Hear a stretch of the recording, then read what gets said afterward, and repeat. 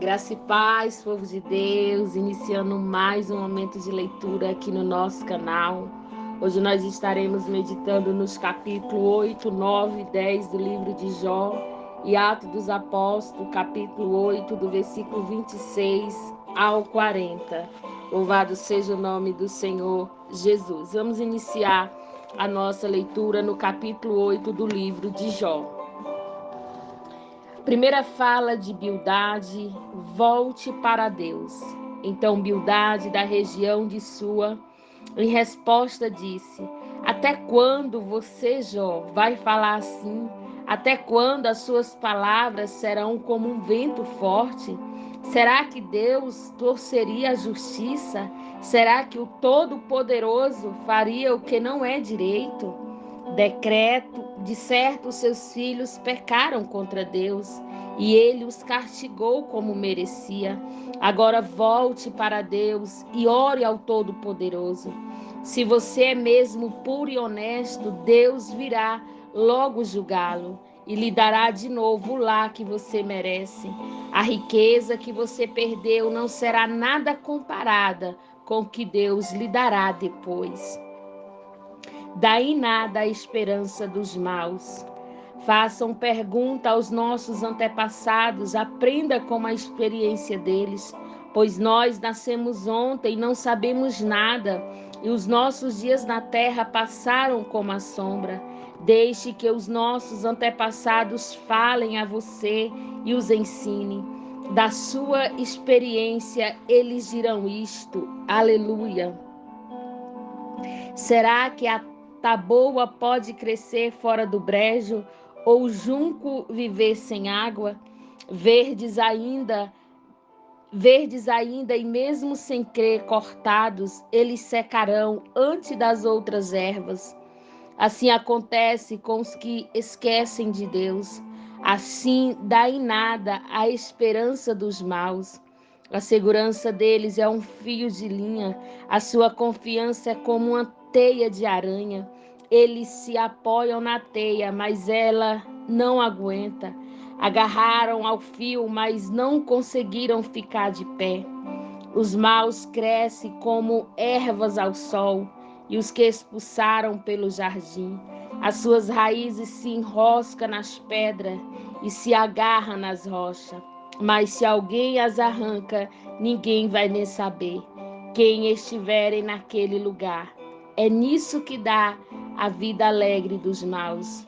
Chegaram outras pessoas e tomaram lugares deles. Seja certo de que Deus não abandona as pessoas honestas e nem dá a mão para ajudar os maus. Ele fará você rir de novo e dar gritos de alegria, mas os seus inimigos não vão viver na confusão e a casa dos maus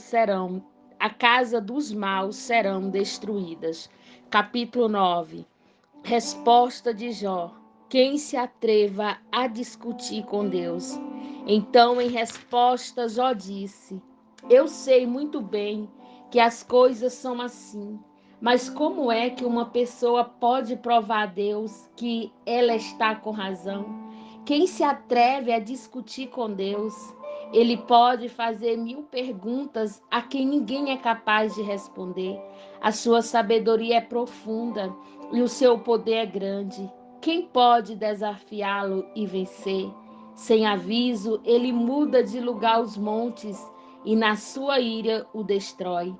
Deus manda terremotos, o chão treme. Ele abala as colunas que sustentam a terra. Deus dá ordem e o sol não nasce. Ele apaga a luz das estrelas. Deus sozinho estendeu o céu. Ele pisou sobre as costas do mar. Deus criou as estrelas em grupo e usa a maior, as 3 Maria e as 7 cabrinhas. E fez também as estrelas do sol. Deus faz coisas grandes e maravilhosas e os seus milagres não têm fim. Deus passa perto de mim e eu não vejo. Ele vai andando e eu não percebo. Se Deus quer ficar com alguma coisa, quem pode impedi-lo? Quem se atreve a perguntar o que está fazendo? Deus não volta atrás na sua ira, e os seus pés caem derrotado, os aliados do monstro Raabe. Sou inocente e sincero. Quem sou eu, então, para responder a Deus? Onde vou achar palavras para discutir contra ele? Ainda que eu tivesse razão, eu não responderia. Ele é o meu juiz, só posso pedir misericórdia. Ainda que eu chamasse ao tribunal e se ele se apresentasse, não acredito que ouviria o meu caso. Deus me esmaga como uma tempestade e sem motivo aumenta as minhas feridas. Ele não me deixa nem respirar e me enche de amargura a minha vida.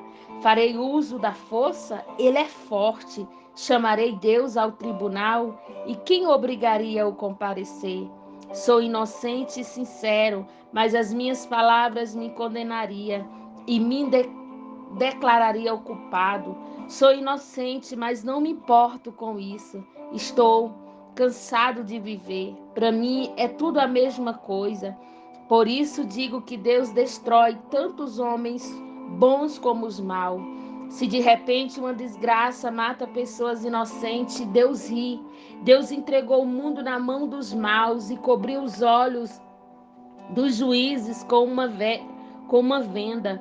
Se não foi Deus quem fez isso, então quem foi? Deus, não acredito que eu seja inocente. Os meus dias correm mais depressa do que um atleta. Eles fogem sem ter visto a felicidade. A minha vida passa por um barco ligeiro, como uma águia quando se lança sobre um coelho. Posso tentar esquecer as minhas queixas, como deixar o meu ar triste e voltar-se alegre, mas logo os meus sofrimentos me deixam apavorado, pois sei que Deus não acredita que eu seja inocente. Se eu achar que sou culpado, não adianta nada lutar. O sabão não pode lavar os meus pecados, o sabão mais forte não pode limpar o mal que cometi. Deus me joga na lama e até a minha roupa tem nojo de mim. Deus não é um ser humano como eu e por isso não posso responder-lhe e nem podemos resolver a nossa questão no tribunal. Para nós dois não há um juiz que possa julgar a mim e a Deus. Ó Deus, para de me castigar. Não me encha de medo com os teus terrores. Então eu falarei e não terei medo, pois a minha consciência não me acusa. Capítulo 10. Vou me desabafar. Estou cansado de viver, vou me desabafar e falar da amargura que tenho no coração. Ó Deus, não me condene, diz-me de que me acusa.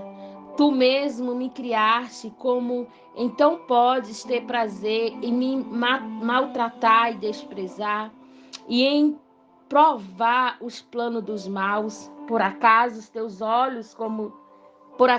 tem olhos como nós?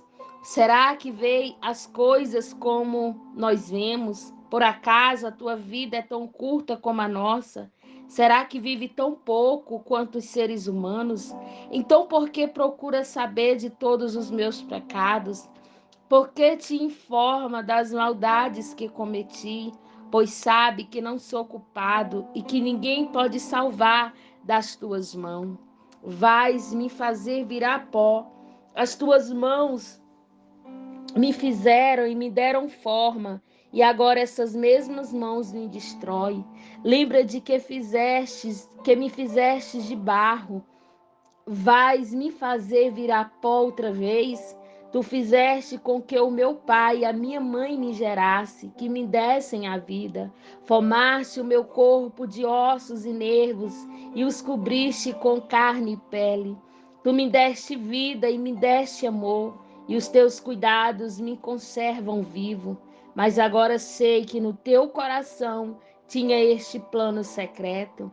Tu querias ver se eu ia pecar, para depois me negares o teu perdão. Se sou culpado, estou perdido, e se sou inocente, não tenho coragem para levantar a cabeça. pois fico envergonhado quando olho para a minha desgraça. Se levanta a cabeça, orgulhoso na minha inocência. Tu, como um leão, me persegue e até fazes milhares para me destruir. Tu sempre tem testemunha que me acusa. A tua ira contra mim vai aumentando e tu me atacas sem parar, como se fosse um exército. Ó Deus, me deixe em paz. Ó Deus, por que me deixaste nascer? Eu deveria ter morrido antes mesmo que alguém me visse. Eu teria ido no ventre da minha mãe para a sepultura. Teria sido como se nunca tivesse existido. A minha vida está chegando ao fim, então me deixe em paz, deixa que eu tenha um pouco de alegria, antes que me vá na viagem e não volte, antes que vá para o país da escuridão e das trevas, para os países da sombra e da desordem, onde a própria luz é como a escuridão. Esse foi os capítulos de Jó que fizemos menção, aleluia, do capítulo 8 ao capítulo de número 10. Vamos para Atos dos Apóstolos, aleluia, capítulo 8.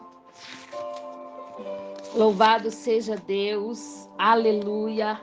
Atos dos Apóstolos, capítulo 8, do versículo 26 ao versículo de número 40. Aleluia, glória a Deus. Filipe e o alto funcionário da Etiópia. O anjo do Senhor disse a Filipe: apronte-se e vá para o sul, pelo caminho que vai de Jerusalém até a cidade de Gaza. Procure gente, pouca gente passava por aquele caminho.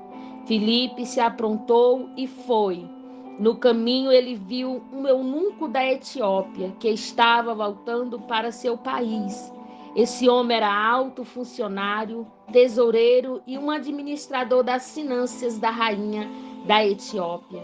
Ele tinha ido a Jerusalém para adorar a Deus. Na volta, sentado na sua carruagem, ele estava lendo o livro do profeta Isaías. Então o Espírito Santo disse a Filipe: chegue perto dessa carruagem e a acompanha.